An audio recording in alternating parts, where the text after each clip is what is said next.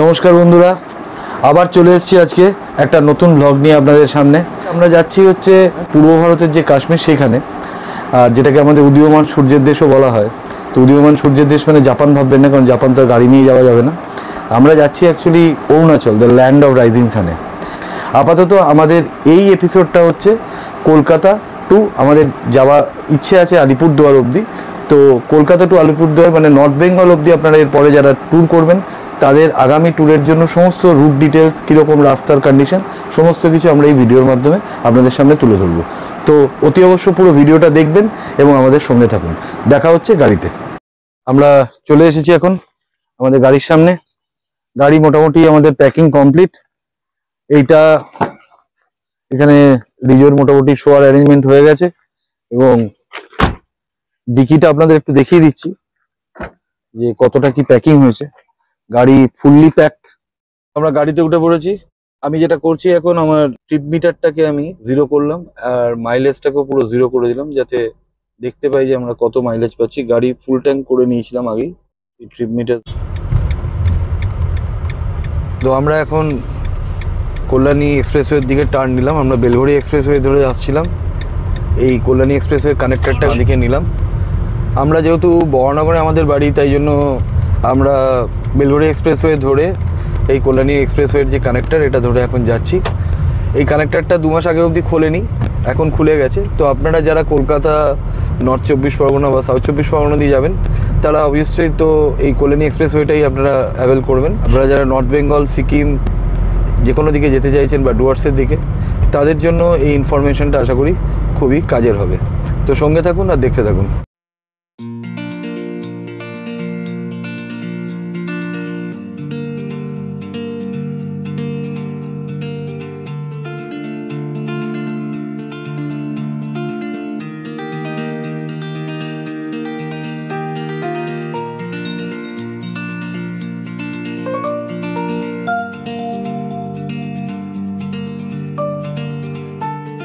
Finally আমরা Kalyani expressway দিয়ে একদম ডবল ওয়ে রাস্তা পেয়ে গেলাম। ইনিশিয়ালি যেখান থেকে আপনাদের দেখালাম আমরা টার্নিংটা নিলাম, ওখান থেকে কিছুটা ডাইভারশন আছে, পুরোটা এখনো কমপ্লিট হয়নি। যেহেতু যে ফ্লাইওভারটা কানেক্ট করছে বেলঘড়ি এক্সপ্রেসওয়ে, ফ্লাইওভারটার কাজ চলছে, সেই জন্যই মাঝখানে ডাইভারশন কিছুটা, মানে 100-200 মিটার মতন রাস্তা হয়তো খারাপ আছে। বাট আদারওয়াইজ কিন্তু তারপর থেকে যেমন দেখছেন আপনারা একদম স্মুথ রাস্তা, মানে গাড়ি চালাতে থাকুন। মানে এত সুন্দর রাস্তা বানিয়ে দিয়েছে, আমার তো মনে হয় শিলিগুড়ি আগে যেখানে 14-15 ঘন্টা লেগে যেত, এখন 12 ঘন্টায় আরামসে শিলিগুড়ি ঢুকে যাওয়া যায়। আপনাদের মধ্যে যারা ননস্টপ চালান বা খুব একটা ব্রেক দেন না, তারা আরও কম সময় করে নিতে পারেন। তো দেখা যাক, আমার তো মনে হয় কাপামোড় অবধি আপ টু কল্যাণীর আগে অবধি মানে রাস্তা এরকমই থাকবে, আমি যতটা দেখেছি এই ভিডিওতে। তো বাকি একদম রিসেন্ট আপডেট আপনাদের দেবো। তো আমার সঙ্গে থাকুন, কোথায় কি ডাইভারশন আছে, কতটা রাস্তা কমপ্লিট হয়েছে, সবই আপনারা দেখতে পাবেন। তো সঙ্গে থাকুন আর দেখতে থাকুন ভিডিওটা।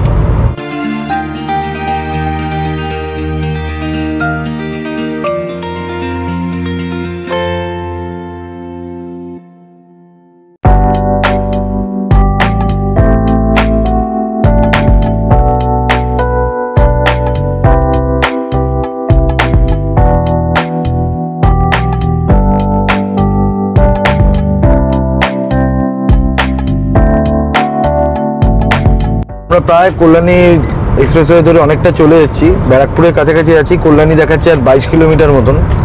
আগে যে কল্যাণী যেতে প্রায় 1.5 ঘন্টা মতো, 1.5-2 ঘন্টা টাইম লাগতো, এখন তো 1 ঘন্টাও লাগবে না মনে হচ্ছে। আর কৃষ্ণনগর অলরেডি দেখাচ্ছে 1.25-2 ঘন্টা। আমরা 15-20 মিনিট হলো বাড়ি থেকে বেরিয়েছি, আমার মনে হয় তার আগেই পৌঁছে যাব। রাস্তা এখন পর্যন্ত পুরো বাটার স্মুথ, আপনারা দেখতেই পাচ্ছেন রাস্তা, মানে এখনো পর্যন্ত মানে গাড়িতে একটা মানে কোনো রকম বাম্পি কিছু লাগেনি। যদি চা খাই তাহলে চা চলকেও পর্যন্ত পড়বে না, এত সুন্দর রাস্তা বানিয়ে দিয়েছে। পড়তে পছন্দ করেন আমাদের মতন, তো তাদের জন্য তো আমি বলবো ড্রাইভার্স প্যারাডাইস, মানে একদম ড্রাইভারদের স্বর্গ। এত সুন্দর রাস্তা মানে কল্পনা করা যায় না।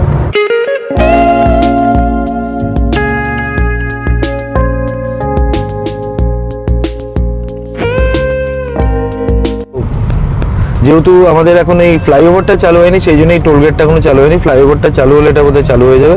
তো আপাতত টোলগেটে কিছু লাগছে না। বেরিয়ে যাচ্ছি। তো নেক্সট টোল দেখি কোথায় পাই।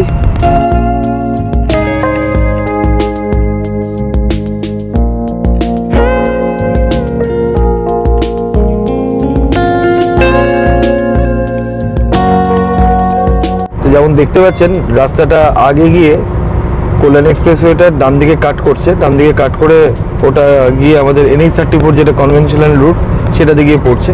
এখন আমরা এখান থেকে ইউটার্ন করতে বলছে গুগল, তো আমরা ইউটার্ন করছি গুগল যেরকম বলছে। ইউটার্ন করে ও বলছে ওই রাস্তাটা ধরে যেতে, এখান থেকে ইউটার্ন করিয়ে দিল, কারণ আমার যতদূর মনে হয় ফ্লাইওভারটা কমপ্লিট হয়নি বলে হয়তো তাই করলো। তো আপাতত আমরাও ইউটার্ন করলাম যেরকম গুগল বললো। ইউটার্ন করে আবার যাচ্ছি, এবারে সোজা গিয়ে তারপরে একটা বাঁদিকে একটা কাট দিচ্ছে, ওটা আপনাদের দেখাবো। এই ম্যাপে যেরকম দেখতে পাচ্ছেন বাঁদিকে গিয়ে ঘুরতে বলছে, যেহেতু এই ফ্লাইওভারটা হয়নি, এই ফ্লাইওভারটা হয়ে গেলে এটা অ্যাকচুয়ালি ডিরেক্টলি কল্যাণী থেকে NH-34 নিয়ে গিয়ে ফেলে দেবে। তো যেমন আপনি দেখতে পাচ্ছেন এই ম্যাপে এই বাঁদিকে সামনে যে রাস্তাটা ওখান থেকেই বাঁদিকে যেতে বলছে, যেমন ট্রাকগুলো দেখছি ঘুরে ওই দিকেই যাচ্ছে, তো আমরা ওই দিকেই ধরছি। এইটা ওল্ড NH-34 নিয়ে গিয়ে ফেলবে।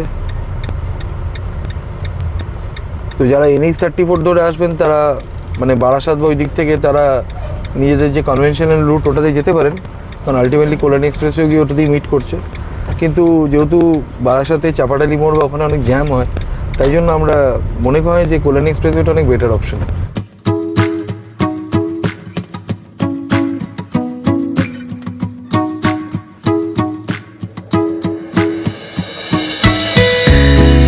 রাস্তা কল্যাণী এক্সপ্রেসওয়ের মতন অতটা চওড়া না হলেও আমাদের বেশ ভালোই রাস্তা পেয়ে গেছি, যেটা আমাদের কনভেনশনাল রুট। তারপর তো সেই রুট ধরেই চলেছি। কৃষ্ণনগর মোটামুটি এখনও 1 ঘন্টা 17 মিনিট গুগল দেখাচ্ছে।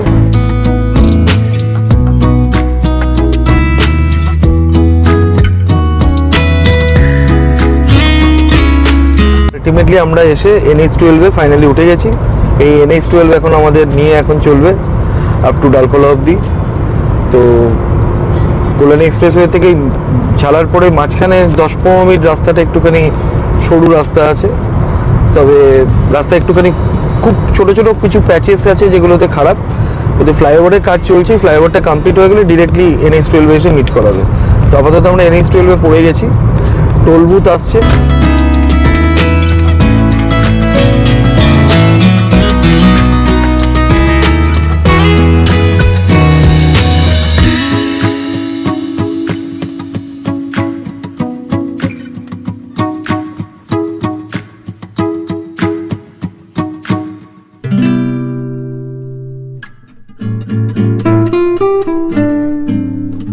আমরা কৃষ্ণনগর প্রায় পৌঁছেই গেছি। তো আমি যেহেতু তখন ডিস্টেন্সটাকে কৃষ্ণনগর সেট করে রেখেছিলাম, তো সেই জন্য এখন ডিস্টেন্সটা চেঞ্জ করে আমি বহরমপুর করে দিচ্ছি। অ্যাকচুয়ালি যখন আপনারা লং ড্রাইভে কোথাও যান তখন একেবারে ডেস্টিনেশন না দিয়ে এরকম ছোটো ছোটো করে রাখা উচিত, যাতে টাইম ম্যানেজমেন্টটাও ভালো হয় এবং মানে রাস্তায় যদি কোথাও ডাইভারশন থাকে বা কোনো রকম কোনো প্রবলেম থাকে সেটা তাহলে বুঝে যাওয়া যায়। তো আপাতত আমরা কৃষ্ণনগর থেকে বহরমপুর মারছি। এখানে টাইম দেখাচ্ছে মোটামুটি 2.5 ঘন্টা দেখাচ্ছে এখানে টাইম, 2 ঘন্টা 32 মিনিট। আপাতত রাস্তা স্মুথই আছে, কোনো অসুবিধা নেই। 3 লেন রাস্তা দেখতে পাচ্ছেন, স্মুথ রাস্তা। এখনও সূর্যোদয় হয়নি, তো আশা করি বহরমপুর যেতে যেতে সূর্যোদয় হয়ে যাবে। টোল আসছে 500 মিটার্স। তো আপাতত আমরা পলাশির কাছাকাছি বেথুয়া ডহরি ক্রস করে গেছি। যেটা একটা জিনিস আপনাদের মানে এই রুট আপডেট সম্বন্ধে বলা দরকার। আপনারা যারা আমাদের চ্যানেল ফলো করেন তারা জানেন যে এর আগে আমরা যখন পেলিং গেছিলাম তখন নর্থ বেঙ্গল যাওয়ার সময় আমরা যখন ডুয়ার্স গেছিলাম তখন আমরা STKK রোড, যেটা দিল্লি রোড হয়ে যেটা ব্যান্ডেল হয়ে যেতে হয়, তো সেই রাস্তাটা গিয়ে গেছিলাম, কারণ তখন কল্যাণী এক্সপ্রেসওয়ে কমপ্লিট হয়নি। তো বেসিক্যালি এখন যারা আর কি নর্থ বেঙ্গল যাচ্ছেন, তো যারা আমাদের মতন কলকাতা বা আশেপাশে থাকেন তাদের জন্য বেস্ট অপশন হচ্ছে এই কল্যাণী এক্সপ্রেসওয়ে এবং তারপরে এই NH-12 ধরা, যেটা ধরে আমরা এখন যাচ্ছি। যারা ব্যান্ডেল বা ওই সাইডে শ্রীরামপুরের দিকে থাকেন তারা অবভিয়াসলি STKK রোড ধরতে পারেন, কারণ ওটা আপনাদের কনভেনশনাল রুট, আলটিমেটলি এসে এখানেই মিট করায় কল্যাণীর পরে।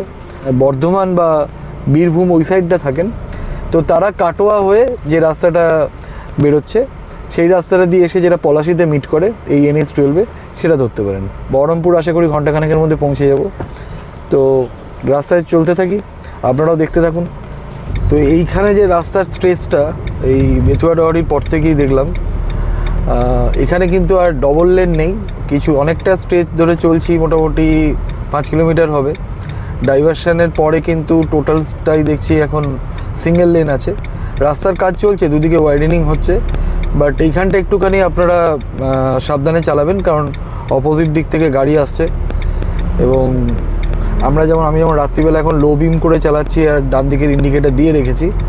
তো এই বাঁ দিকে দেখুন রাস্তার ওয়াইডেনিংয়ের কাজ হচ্ছে, বাট এখনও যেহেতু শেষ হয়নি, তো এই স্ট্রেচটা কিন্তু ওয়ান ওয়ে আছে এবং যার জন্য স্পিডও কন্ট্রোলে চালাতে হচ্ছে। আবার এখান থেকে যেমন নতুন আরম্ভ হয়ে গেল, ডাইভারশন শুরু হয়ে গেল, আবার এখানে থেকে ডবল ওয়ে হয়ে গেল, বাট অনেকটা স্ট্রেচ আমরা কিন্তু সিঙ্গেল লেনে চালালাম।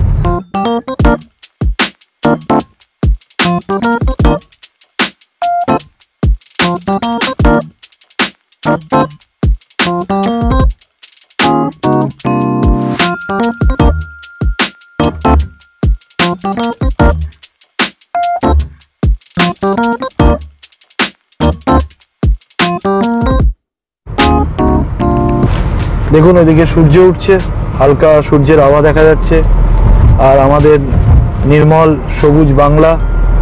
এখনো এই এপ্রিল মাসেও কুয়াশা দেখা যাচ্ছে। এদিকে কলকাতায় গরমে সবাই আমরা পড়ছিলাম। তো আশা করি এই কুয়াশা দেখে মনে হচ্ছে যে উত্তরবঙ্গে হালকা হালকা হলেও ঠান্ডা পাবো। তারপরে তো যেখানে যাচ্ছি সেখানে জানি না কি অপেক্ষা করে আছি, ভাগ্যে কি আছে। তো আপাতত আপডেট হচ্ছে আমরা পলাশি ক্রস করে গেছি, বহরমপুর আর মোটামুটি 25 কিলোমিটার ডিস্টেন্স।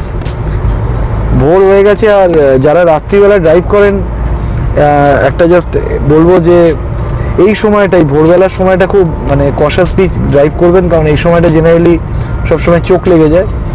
তো যার জন্য আমি প্রেফার করি রেডবুল খাওয়া, কারণ হচ্ছে রেডবুল গিভস ইউ উইংস, যে কথাটা অ্যাটলিস্ট উইংস না দিলেও অ্যাটলিস্ট আপনার যে ড্রাউজিনেস সেটা কিন্তু এটা কাটিয়ে দেয়। তো যার যেটা ভালো লাগে, অনেকে ব্ল্যাক কফি সঙ্গে রাখেন, অনেকে রেডবুল খান, আমি একটু বাদে যেমন চা খাবো, যাতে মেন কথা হচ্ছে যাতে ড্রাউজিনেস বা চোখ লাগাটা যেন না হয়, কারণ এই ভোরের দিকটা যারা রাত্রিবেলা ড্রাইভ করার পরে ভোরের দিকটা খুব চোখ লেগে যায়।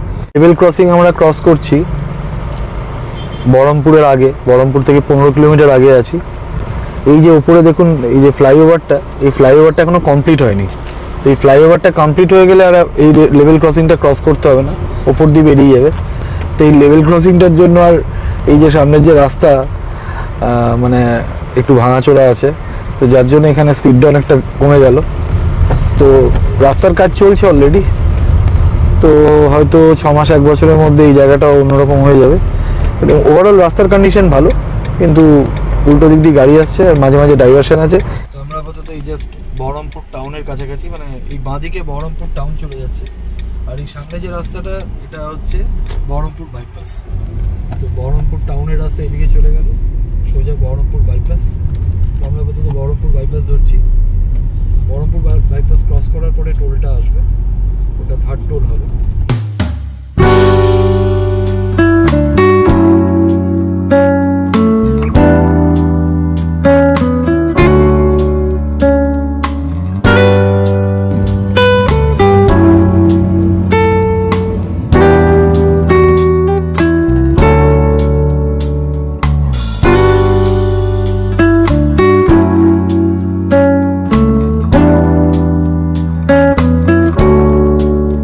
দেখুন মনে হচ্ছে দার্জিলিংয়ে চলে এসেছি, যাচ্ছি হচ্ছে বহরমপুর বাইপাস দিয়ে, কিন্তু মনে হচ্ছে যেন দার্জিলিংয়ে চালাচ্ছি গাড়ি।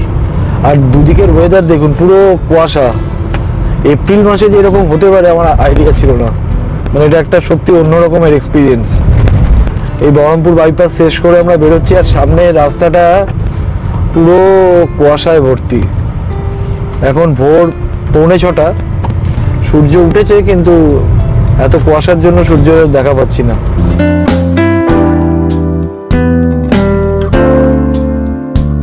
রাত 2:20 স্টার্ট করেছিলাম, এখন 5:45, তো অলমোস্ট 4 ঘন্টার মতন গাড়ি চালানো হলো। বহরমপুর ক্রস করে গেছি, মোরগ্রাম টোল আসছে, এরপরে ফারাক্কা অ্যারাউন্ড আরও 90 কিলোমিটার মতন, 1 ঘন্টা টাইম লাগবে ফারাক্কা যেতে।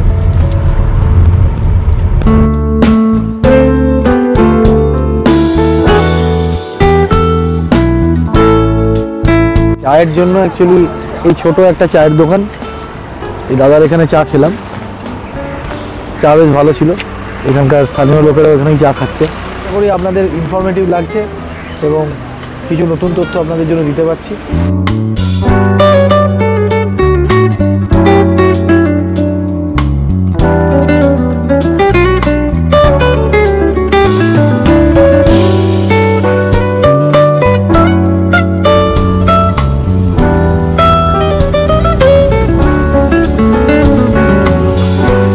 এই যে রাস্তাটা আসছে, ওই রাস্তাটা অ্যাকচুয়ালি বীরভূম থেকে যারা আসছেন, মানে তারাপুর, রামপুরহাট ওই দিক দিয়ে যারা আসছেন, যারা শিলিগুড়ি যাবেন, তারা এই রাস্তাটা এখানে মোরগ্রামে এসে কানেক্ট করছে। আর বর্ধমান থেকে যারা আসছেন তারা এই রাস্তাটা ধরেও আসতে পারেন। আবার একটা যেটা কাল্লা দিয়ে, মানে কাটোয়া দিয়ে যে রাস্তাটা আছে, ওই রাস্তাটা দিয়েও আসতে পারেন। তো এই মোরগ্রাম মোড়টা হচ্ছে এই জন্য খুব ইম্পর্টেন্ট। মোরগ্রাম মোড়টা অ্যাকচুয়ালি জাংশন একটা, তো এটা আর একটা রুট। যারা বীরভূম বা বর্ধমান থেকে আসছেন তারা এই মোরগ্রাম রুট দিয়ে এসে NH-12 কানেক্ট করে এখান থেকে আপনারা শিলিগুড়ি বা জলপাইগুড়ি বা যেদিকে আপনারা নর্থ বেঙ্গলের দিকে যাবেন যেতে পারেন।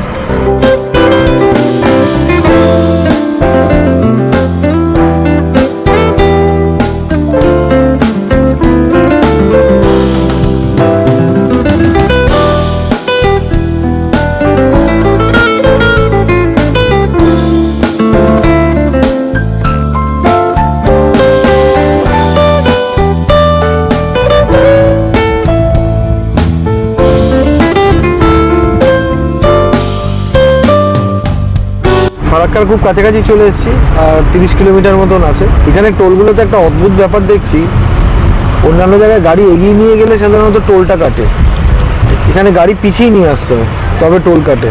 এইখান থেকে আর কি কাটে, ও আমার এই যে কাটলো, এগিয়ে গেলে অ্যাকচুয়ালি কিন্তু কাটবে না, পিছনে থাকতে হবে তবে কাটবে।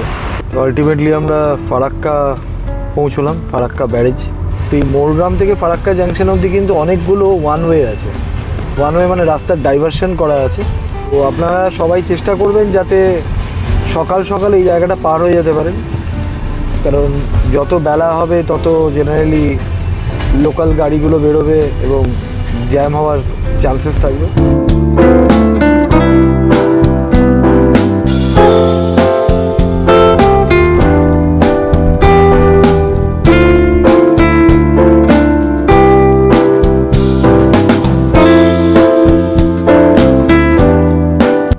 আমরা এখন মালদা ঢুকে গেছি, মালদা বাইপাস থেকে 5 কিলোমিটার মতন আগে আছি। আমরা এখানে চা খেলাম, খুব ভালো চা বানালো, গরুর দুধের চা ছিল, 10 টাকা করে নিল।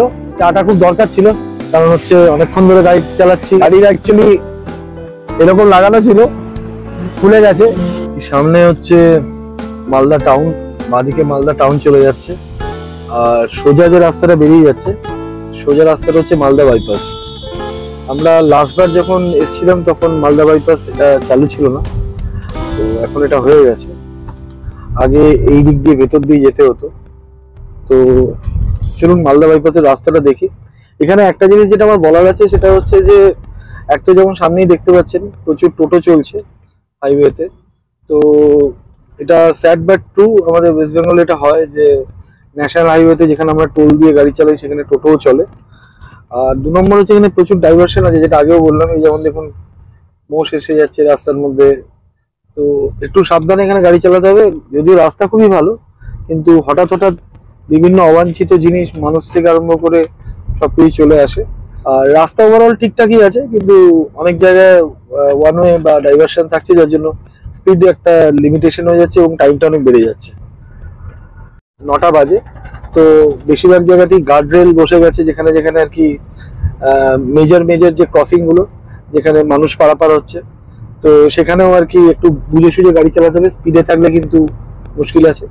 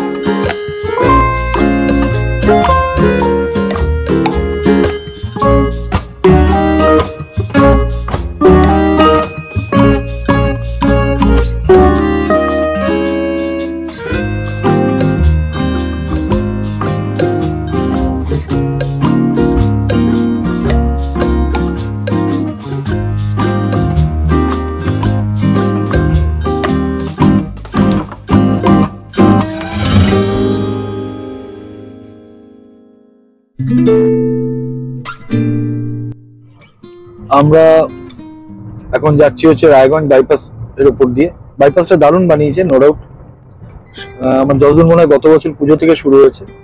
12 কিলোমিটার লম্বা স্ট্রেচটা আছে, যেটা পুরো রায়গঞ্জ টাউনটাকে বাইপাস করে বার করে দিচ্ছে। অনেকটাই টাইম সেভ হয়ে যাচ্ছে যার জন্য। এবং নর্থ বেঙ্গল আপনি ডুয়ার্স যান, আপনি শিলিগুড়ি যান, যেখানেই যান, আগে যেখানে 1-1.5 ঘন্টা টাইম বেশি লাগতো, সেটা এখন প্রায় ঘন্টা ধরে কমে যাচ্ছে। তো আমাদের টার্গেট হচ্ছে আজকে আলিপুরদুয়ার ঢোকা। গুগল এখন দেখাচ্ছে মোটামুটি 7 ঘন্টা, আর এখন টাইম হচ্ছে 10টা। আমরা আজকে 2:20 রাত্রিবেলা 2:20-তে স্টার্ট করেছি, মানে গতকাল রাতে। তো আজকে এখন 10টা বাজে, মানে মোটামুটি নিয়ার অ্যাবাউট 7 ঘন্টার মতন গাড়ি চালানো হয়েছে, আরো 7 ঘন্টা চালাতে হবে। তো গুগল প্রথমে আমাদেরকে এস্টিমেট দেখিয়েছিল 14.5 ঘন্টা। তো মোটামুটি যদি 14 ঘন্টার মধ্যে আমরা পৌঁছে যেতে পারি, অবশ্যই আমাদের এখনো ব্রেকফাস্ট লাঞ্চ কিছুই হয়নি, তো ব্রেকফাস্ট আমরা ক্যারি করছি। তো রাস্তাতেই কোথাও করবো, তো সঙ্গে থাকুন আপনারা এবং দেখতে থাকুন। এই যে ডাইভারশন, এই ডাইভারশন গুলোই হচ্ছে মেন সমস্যা। হঠাৎ ডাইভারশন চলে আসে। দিনের বেলা তো তাও ঠিক আছে, আপনি দেখতে পাবেন দূর থেকে, বা রাত্রিবেলা যদি প্রপার আপনার ইলুমিনেশন না থাকে, বা যদি হেডলাইট পড়লে যদি এগুলো গ্লিটার না করে, সেক্ষেত্রে অ্যাক্সিডেন্ট হওয়ার খুব চান্সেস থাকে। এই যে বাইপাস গুলো আছে, বাইপাস গুলোতে কিন্তু আপনারা কোনো খাবার দাবারের দোকান পাবেন না।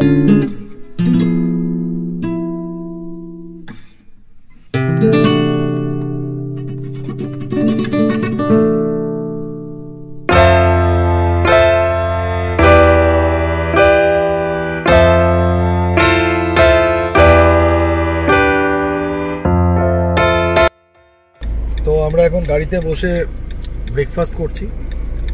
এখন টাইম হয়েছে 10:20, 10:25 মতন। তো আমরা কালকে আর কি খাবার কিছু নিয়েছিলাম, প্যাটিস, এই সব জিনিসপত্র। এটা করার মেন কারণ হচ্ছে, এক তো এই হাইওয়েতে প্রপার ব্রেকফাস্টের জায়গা সেরকম নেই, লাঞ্চ পাওয়া যেতে পারে। তো আমরা সেই জন্য ব্রেকফাস্ট ক্যারি করছিলাম। আমরা বরাবরই তাই করি, রাত্রিবেলা যখন জার্নি করি ব্রেকফাস্ট ক্যারি করি। আমরা এই চিকেন ইন্টারনেট, প্যাটিস, এইসবই খাওয়া দাওয়া চলছে। এরপরে আর দাঁড়াবো না, মোটামুটি ডালখোলার কাছাকাছি আছি।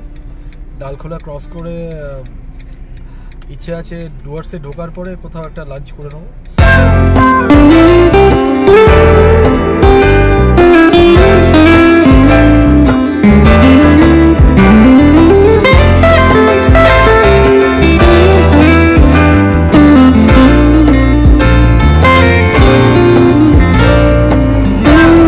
ফাইনালি আমরা ডালখোলা চলে এলাম। যেমন দেখতেই পাচ্ছেন সামনে ডান দিকে কিষানগঞ্জ আর বাঁ দিকে হচ্ছে পূর্ণিয়া। আর এই রাস্তাটা কিষানগঞ্জের রাস্তাটা ধরেই শিলিগুড়ি যেতে হয়, মানে শিলিগুড়ি করিডোরে আমরা যাব।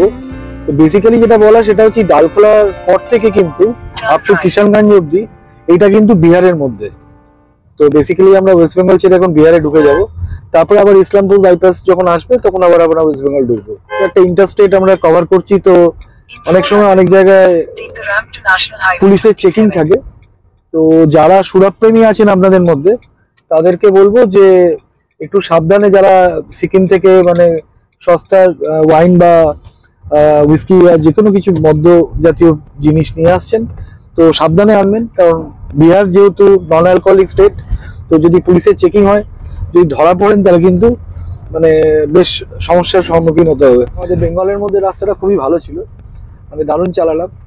কিছু কিছু জায়গায় ডাইভারশন আছে, যেখানে মানে জনবসতি আছে, যেখানে মানুষ পাস করছে, আদারওয়াইজ খুব ভালো রাস্তা।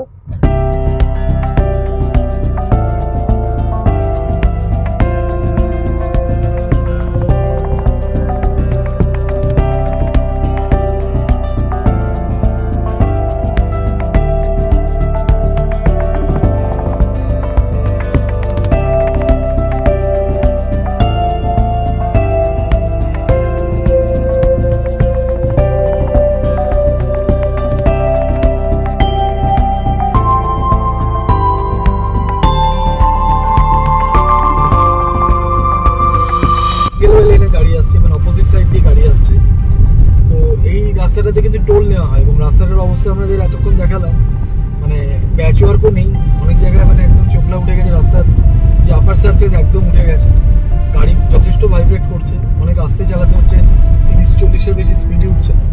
কিন্তু এই রাস্তাতেও সারপ্রাইজিংলি টোল দিতে হয়। আর এই যে এখান থেকে ডাইভারশন আছে, যার জন্য গাড়িগুলো অপোজিট সাইডে চলে আসছে।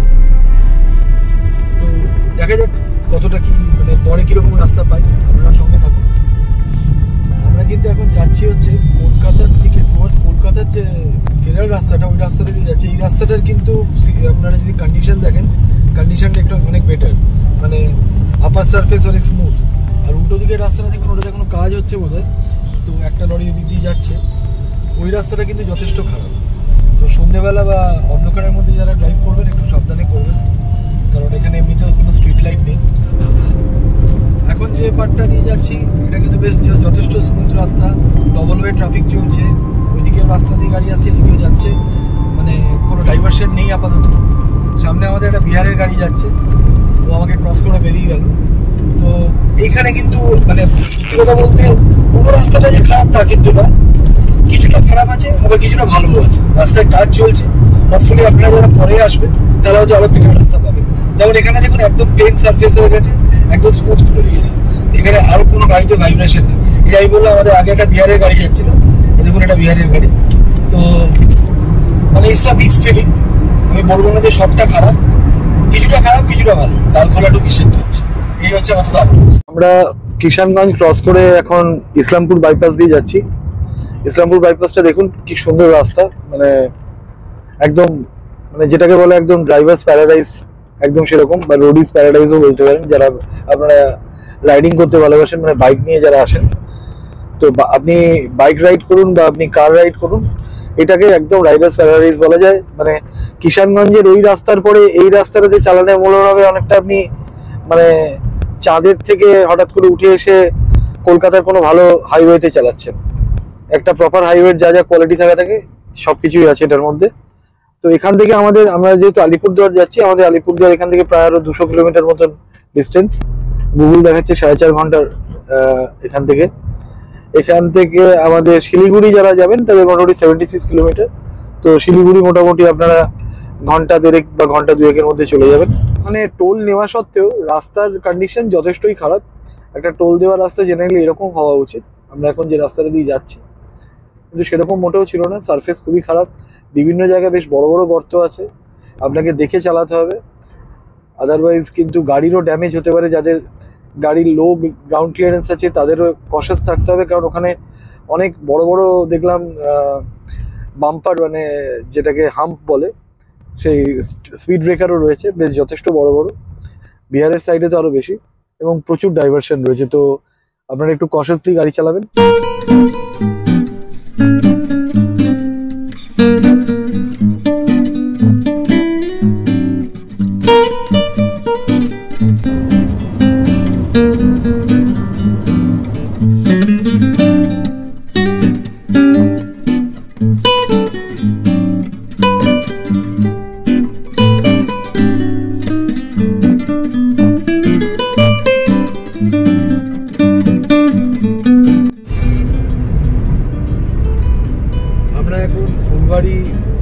জলপাইগুড়ি বাইপাস রাস্তাটা নিয়ে নিলাম, বাঁদিকে বাগডোগরার দিকে বেরিয়ে গেল রাস্তাটা, যেটা শিলিগুড়ি চলে যাচ্ছে। আর আমরা যেহেতু আলিপুরদুয়ার যাব, তো আমরা জলপাইগুড়ি ফুলবাড়ি যেটা বাইপাস, সেই বাইপাস রাস্তাটা নিয়ে নিয়েছি। এখন এই বাইপাস রাস্তাটা দিয়ে আমরা যাচ্ছি। রাস্তা খুবই সুন্দর এবং যথেষ্টই মানে চওড়া রাস্তা, গাড়ি চালাতে কোনো অসুবিধা হবে না। মাঝখানে যেটা রাস্তা দিয়ে এলাম যথেষ্ট ভালো রাস্তায় ছিল, মাঝখানে কিছু প্যাচেস ছিল যেখানে একটু অল্প বিস্তর ভাঙাচোরা ছিল, বাট ওভারঅল 90% রাস্তা ভালো।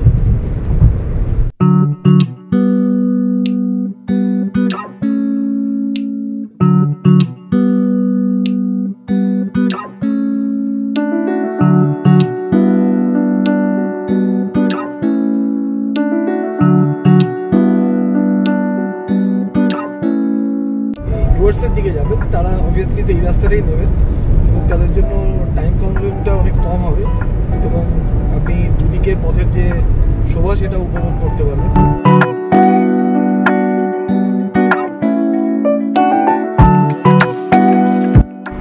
আমরা এখন জলপাইগুড়ি পৌঁছলাম, সামনে চলে যাচ্ছে ময়নাগুড়ি আর ডান দিকে ঢুকে যাচ্ছে জলপাইগুড়ি টাউন। তো আমরা যেহেতু চলে যাব হচ্ছে আলিপুরদুয়ার, তো আমরা জলপাইগুড়ি বাইপাস করে বেরিয়ে যাচ্ছি। এইটা আমরা যে ফুলবাড়ি জলপাইগুড়ি যে রাস্তাটা নিয়েছিলাম, ফুলবাড়ি জলপাইগুড়ি বাইপাস রোড, সেই রাস্তাটা ধরেই আমরা চলছি এখন।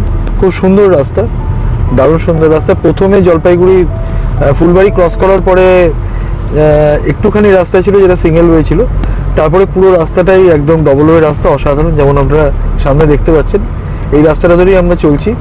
এখান থেকে আলিপুরদুয়ার হচ্ছে 95 কিলোমিটার, আরও মোটামুটি অ্যাজ পার গুগল আরও 2.5 ঘন্টা মতো টাইম লাগবে। এবং আমরা এখন পর্যন্ত ড্রাইভ করেছি প্রায় 600 কিলোমিটার, 599, 12 ঘন্টায় আমরা 600 কিলোমিটার ড্রাইভ করেছি। আর গাড়ি মোটামুটি 19 করে মাইলেজ দিচ্ছে আপাতত। রাস্তাঘাট বেশ সুন্দর, কিছু কিছু প্যাচেস ছাড়া, যেমন বললাম রাস্তায় কোনো সমস্যা নেই। তো আর মোটামুটি 2.5 ঘন্টা মতো লাগবে আমাদের আলিপুরদুয়ার পৌঁছতে। তো ধরে নিচ্ছি 5টার মধ্যে ঢুকে যাব। যখন এরকম লং ড্রাইভ করা হয়, 16-17 ঘন্টা চালানো হয়, তখন প্রেফার করি যে যতটা আর কি এমটি স্টমাক থাকা যায়। এমটি স্টমাক মানে ইন দ্য সেন্স মানে ভরা পেটে যেন না থাকা হয়, যেন তাহলে একটা ড্রাউজিনেস আসে।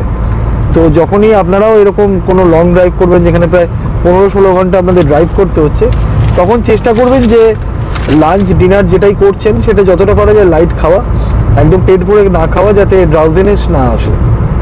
এখন রাস্তা খুব সুন্দর, মানে চালিয়েও বেশ আরাম লাগছে, মানে কোনো জাস্ট খালি স্টিয়ারিং ধরে বসে আছি। মাঝে মধ্যে ডাইভারশন আছে, বাট খুব একটা ট্রিকি কিছু নয়। আর আপনি যখন অনেকক্ষণ এই রাস্তাটাই চালিয়ে নেবেন, তখন আপনার আর এটা খুব একটা প্রবলেম লাগবে না। যেমন আসছে একটা সামনে দেখুন এল গার্ড যেগুলো আছে পুলিশের, সেইগুলো। আর একটা জিনিস যেটা এটা বলার আছে, যারা এই রাস্তায় নতুন চালাতে আসছেন, মানে যারা first time north Bengal drive করবেন, তাদের জন্য আমার এটা একটা সাজেশন বলতে পারেন যে এই রাস্তায় কিন্তু সবথেকে যেটা বড় সমস্যা সেটা হচ্ছে যে, প্রথম কথা হচ্ছে যে টোটাল NH27 যেটা, সেটাতে কিন্তু কোনো রেল গার্ড রেল নেই। মানে কল্যাণী এক্সপ্রেসওয়ের পরে আপনি কোনো গার্ড রেল আর দেখতে পাবেন না। টোটাল আপ টু এখনো অবধি আমি কোনো গার্ড রেল দেখতে পাইনি। তো রাস্তা খুবই ভালো, কিন্তু যেটা হয়, যেটা মাঝখানে যখন কোনো রাস্তা এসে মার্চ করছে বা ওই দিক থেকে কোনো রাস্তার ক্রসিং আসছে, ইভেন যেহেতু কোনো গার্ড রেল নেই, মাঝখানে যেখানকার এইখান এরিয়ার মানুষজন হঠাৎ রাস্তা পার হয়, গরু ছাগল চলে আসে, টোটোর উৎপাত তো আছেই, টোটো হঠাৎ করে ঘুরে যায়। তো এই জিনিসটা কিন্তু আপনারা মাথায় রেখে এখানে ড্রাইভ করবেন। এমন স্পিডে ড্রাইভ করবেন যাতে আপনি আউট অফ কন্ট্রোল না হয়ে যান। এমন স্পিডে ড্রাইভ করবেন যেটা আপনার আয়ত্তের মধ্যে থাকে, আপনি যাতে ব্রেক করে গাড়ি সামলাতে পারেন। কারণ আপনার ইচ্ছে করবে গাড়ি এখানে 130-40-এ চালানো, এমনিতেও এখানে স্পিড লিমিট দেওয়া আছে 100, তো 100 বেশি তোলার দরকার পড়ছে না। আমি অন্তত 100 বেশি তুলিনি, আমি 100-110ই চালিয়েছি। কারণ হঠাৎ করে যদি সামনে কেউ এসে যায়, তখন কিন্তু কন্ট্রোল করা মুশকিল। আশা করি সবাই এই ড্রাইভটা এনজয় করবেন। যারা ফার্স্ট টাইম আসছেন, অতি অবশ্য আসুন, কারণ রাস্তা খুব ভালো হয়ে গেছে। অতি অবশ্য আপনাদের আসা উচিত, যারা আপনারা ড্রাইভ করতে ভালোবাসেন তারা অতি অবশ্যই আসুন। রাত্রিবেলা আসবেন কি দিনের বেলা আসবেন, that is up to you, যেটাতে আপনি কমফোর্টেবল। বাট অবভিয়াসলি এইখানে আসা উচিত। নর্থ বেঙ্গল ডুয়ার্স এত সুন্দর জায়গা, দার্জিলিং। তো যদি গাড়ি নিয়ে আসতে চান অবশ্যই আসুন, কোনো সমস্যা নেই।